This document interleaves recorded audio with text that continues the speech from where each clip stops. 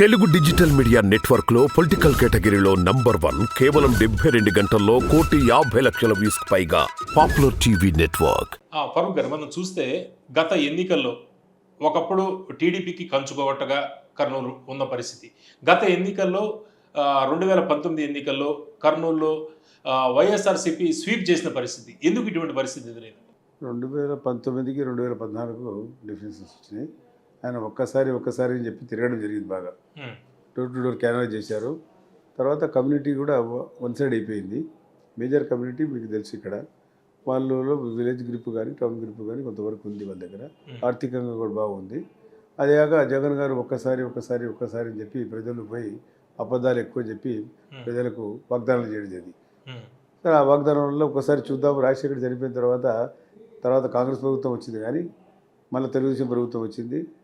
మళ్ళీ ఇప్పుడు వారికి ఒకసారి గెలిపిద్దాం రాజశేఖర రెడ్డి గారికి అని చెప్పి ఒక ఆలోచనతోనే ఆయన ఒక్కసారి తిరగడం వల్ల ప్రజల్లో కొంచెం మార్పు రావడం, మార్పు కూడా దాదాపు 10% ఓటు మార్పు రావడం జరిగింది. మనకు 40% వస్తే 50% జరగడం వల్ల ఇంత పెద్ద డ్యామేజ్ జరిగింది పార్టీకి. లేకుంటే ఇంత డ్యామేజ్ జరిగేది కాదు. ఇది జరిగిన వాస్తవాలు ఇవి. అప్పుడు పరిస్థితులు ఆ రకంగా ఉన్నాయి. ఇప్పుడు పరిస్థితులు చాలా దారుణంగా ఉంది. అంతకన్నా ఇంకా దారుణంగా ఉంది. ఇప్పుడు ఒక్కసారి అనేది కాదు, ప్రజల్లో పోతే చాలా వ్యతిరేకత ఉంది. మరి యూత్లో దాదాపు 30 సంవత్సరాల చిలుపలు యూత్లో చాలా వ్యతిరేకత ఉంది. ఎందుకంటే కమ్యూనిటీ వైజ్గా అన్ని వాగ్దానాలు చేశాడు. ఆయన అడక్కముందు చెప్పాడు సిఆర్పీ గురించి కానీ ప్రతిదానికి మీకు తెలుసు కదా. ఉద్యోగస్తుల గురించి కానీ ఉద్యోగస్తులు టపాకాయలు కాల్చారు సెక్రటేరియట్. చరిత్రలో ఎప్పుడు జరగలే. జగన్ అన్న గెలిస్తే జగన్ కోసం అంత ప్రేమ అంత ఉలగబోసారు. ఏమైంది వాళ్ళ పరిస్థితి? అంటే ఆ రకంగా నమ్మకం ఏర్పాటు చేసుకున్నాడు. ఆ నమ్మకాన్ని మొమ్మకం అయిపోయింది. ఇతర ఉద్యోగస్తులు కానీ టీచర్లు కానీ లాయర్లు కానీ డాక్టర్లు కానీ ఎవరు కూడా విద్యావంతులు కూడా ఎవరు లేరు. మీరంతా ఒక వర్గం గురించి మాట్లాడుతున్నారు. కొన్ని వర్గాలు, కొన్ని గ్రూపులు, కొన్ని సమూహాలు. అయితే ఓవరాల్గా బెనిఫిషియరీస్ ఎక్కువగా ఉన్నారు.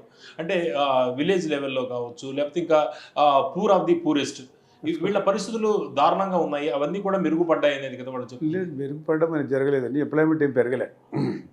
మీరు ఎంప్లాయ్మెంట్ జరిగింది అని చెప్తున్నారు, కానీ ఆయన ప్రామిస్ చేసేది ఒకటి, ఎంప్లాయ్మెంట్ ఇస్తామని చెప్పింది వాస్తవం.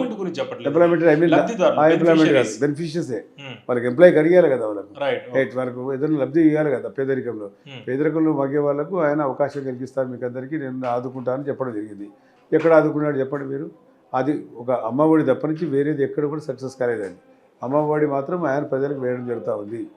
అమ్మఒడి అది వేస్తూ ఉన్నారు, అది ఒకటి తప్పకుండా ఇస్తున్నాడు. మీరైతే ఎటువంటి డెవలప్మెంట్ లేదు అని చెబుతున్నారు. అయితే వాళ్ళు చెప్తుంది వెల్ఫేర్ స్కీమ్స్ రాష్ట్ర వ్యాప్తంగా మేము ఎలా ఇంప్లిమెంట్ చేసామో అనేది వాళ్ళు చెబుతున్నారు. సార్, రాష్ట్రానికి వెల్ఫేర్ స్కీమే కాదు, రాష్ట్ర డెవలప్మెంట్ కూడా కావాలా. ఇప్పుడు మనం సూపర్ 6 ఇస్తున్నాము.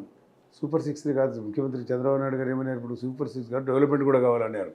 కాబట్టి మనకు 6వ తేదీ మీటింగ్ పెట్టడం జరిగింది. ప్రజాభిప్రాయాలు సేకరణ చేసి వర్గాల వారీగా, కులాల వారీగా, వృత్తుల వారీగా మాట్లాడాలనుకున్నాము. కానీ ఆ అవకాశం పోయింది, ఇది పోస్ట్పోన్ అయింది. ఇప్పుడు స్టేట్ కూడా డెవలప్ కావాలి కదా, ఆర్థికంగా మనకు వనరులు రావాలి కదా. ఏ రకంగా రావాలా? ఏదన్నా ఆలోచించాడు ముఖ్యమంత్రి ఎప్పుడన్నా?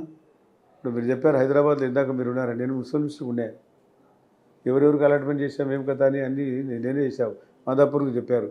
మాదాపూర్ డెవలప్ కానీ మాదాపూర్లో మీకు మాదాపూర్ టు శేర్లింగపల్లి పోవాలంటే పెట్రోల్ బంక్ అడ్డం ఉన్నది. నేను అప్రోచ్ అయ్యి పెట్రోల్ బంక్ అడ్డు షిఫ్ట్ చేసి మాదాపూర్కి పోవడానికి దారి ఏర్పాటు చేశాము. కమిషనర్ కూడా నంద్యాల నుంచి నా దగ్గర ఇక్కడ పనిచేశారు. కమిషనర్లు వాళ్ళు తీసుకుని చేశారు.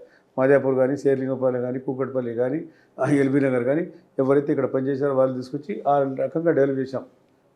కాబట్టి అయినాయి. లేకుంటే మల్కాజ్గిరి ఆ ఏరియా అంతా ఎక్కడైతే ఎవరైతే నా దగ్గర సర్వీస్ చేశారో 20 years వాళ్ళని తీసుకొచ్చి చేశారు. కమిషనర్లు బాగా పనిచేశారు. దాన్ని ఇండిపెండెంట్ చేశాం. దాన్ని ఇండిపెండెంట్ చేయడానికి కారణం ఏమి? ఆ రోజు హైదరాబాద్ గ్రేటర్ హైదరాబాద్ చేద్దామనుకున్నాం. ఆయన ఒప్పలే. ఎవరు? దేవేంద్ర గౌడ్.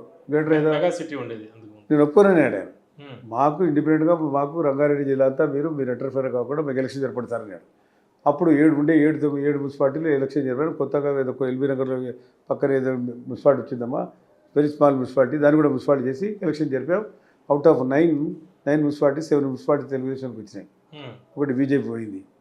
ఆ రకంగా 6 రావడం వల్ల ఆ రంగారెడ్డి డెవలప్ అయింది. కాబట్టి ఆ వచ్చిన వరలన్నీ ఆ రంగారెడ్డి ఏరియాకి డెవలప్ చేశాం.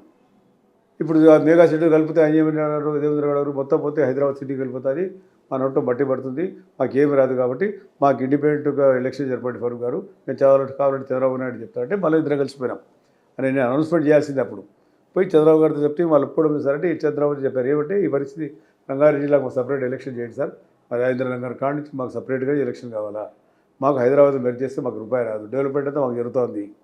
ఇప్పుడు కూకట్పల్లి కానీ మీరు మాదాపూర్ కానీ అన్నీ రంగారెడ్డి జిల్లాలో ఉన్నాయి, అవన్నీ డెవలప్ మా మనలతో మనం డెవలప్ అవుతాం. ఇప్పుడు రిజిస్ట్రేషన్ కానీ అన్ని కానీ ఐటీ కానీ అక్కడక్కడ అప్పుడెప్పుడు డెవలప్ అవుతుంది, వచ్చిన వాళ్ళతో వాళ్ళు డెవలప్ చేశారు. కాబట్టి హైదరాబాద్ అక్కడ తీసుకుపోయినా మనం మీకు చూశారు కదా, ఇప్పుడు హైదరాబాద్ ఇప్పుడు చూస్తే ఎట్లా ఉందంటే అది రాత్రిపూట చూస్తే ఆ లైటింగ్ చూస్తే ఎక్కడున్నామో మాకే అర్థం కాదు. కానీ కారణం చంద్రబాబు నాయుడు గారు ఆ రకంగా ఇది చేయాలి కదా. అమరావతి కూడా చేస్తే ఆ రకంగా బ్రహ్మాండం ఉంటుంది అనుకున్నాము.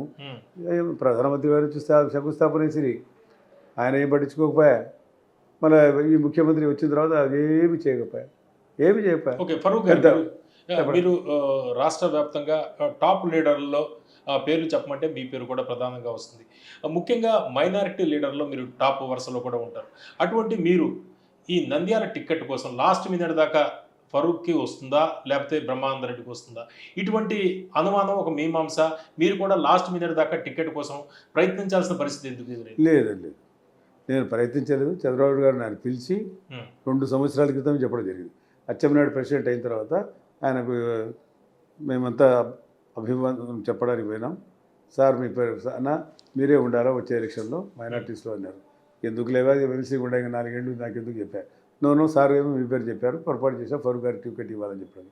సరే అప్పటి నుంచి కూడా కాన్స్టిట్యూన్సీ కూడా నీవు కూడా ఒక జాగ్రత్తగా చూస్తూ ఉండు, అతనికి రెస్పాన్సిబిలిటీ ఇచ్చాం, అంత ఎందుకు సాటిస్ఫై కాలేదు సార్ నన్ను చూసుకోండి. నేను కూడా చేతుడు వల్ల అన్ని రకాలుగా నేను చూసుకుంటూ పోయాను. 2 సంవత్సరాల క్రితం చెప్పారు, నేను అప్పుడే సార్ వద్దన్నాను. సార్ నాకు వయసు వచ్చింది, మా అబ్బాయికి ఏమని చెప్పాను. సార్ ఒప్పుకోలేదు, నువ్వే ఉండాలన్నారు. నాకు కూడా వయసు వచ్చి నేను కూడా పనిచేస్తాను కదా, నువ్వు కూడా పని చేయను. సరే మీ ఇష్టం సార్, మీరు ఉండబట్టి ఉంటాను, నాకేం అభ్యంతరం లేదు, కంటెస్ట్ చేస్తానని చెప్పాను. ఇప్పుడు నేను ఎప్పుడు ఫైటింగ్ చేయలేదు. సార్కు నా మీద ఉండే అభిమానం గౌరవం, ఎందుకంటే మైనార్టీస్లో మీరు ఇందాక మైనార్టీస్లో నేను చేసిన పనులు చంద్రబాబు నాయుడు గారి ప్రోత్సాహం. ఈరోజు రాష్ట్రంలో ఈ స్కీమ్స్ వచ్చాయంటే కేవలం చంద్రబాబు నాయుడు గారి వల్లనే వచ్చాయి. దీనికి ఆదర్శవంతంగా తీసుకొని దేశంతో భారతదేశంలో ఉండే రాష్ట్రాల నుంచి చూశారు, నేనే చూపించాను.